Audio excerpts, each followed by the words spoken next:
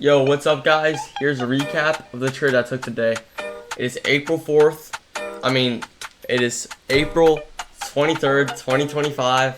So let's get right into it. So first thing I did, I woke up, made breakfast, took a shower. No, just kidding.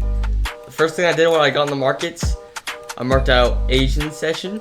And this is based off Chicago time, UTC -5. So if you want to copy these times, you can. But Asian session is 5 o'clock, London is 2 a.m., and New York market open is 7 a.m.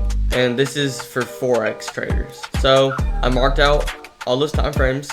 Then I marked out session highs and session lows. So basically we have London high, a move up and a move down, or yeah, just the highest point of London. That you go from the bottom of the wick to the top, and if we push into it and get a reaction, then that could be a trade you take. So look, this is a long wick, so you just mark it out like that. So I'm gonna make these black. Alright, flip is this? I don't know. But the next thing I marked out was the Asian session highs and lows. We can see Asian session low already got pushed past and got a reaction. So we're not gonna care, we don't care about that anymore. Then Asian session high didn't get pushed past when market was open, but it just barely got pushed past now, and I think we're getting a reaction off of it. Then I went to 1 hour. I marked out this 1 hour fair value gap and 1 hour liquidity right there. I went to the 4 hour, marked up this 4 hour fair value gap, then 4 hour liquidity down there, and yeah, market opened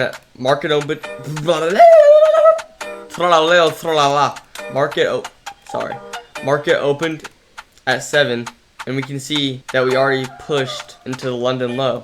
So now we're just waiting for a reaction. Then look, boom, break a structure to the upside, wait for a retracement into a 5-minute building block. Boom, 5-minute fair value gap gets formed, scale down. Boom, the 1 minute time frame dips right into it.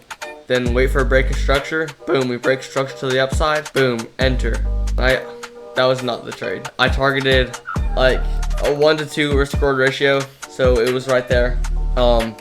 I risked 50 cents on this trade, so I made $1. I could have made $7 today around $7 today if I just took partials and stuff. But I didn't really have time to set partials because I was busy. It was school, but I still got profit for the day. So today was a winning day. Pretty simple.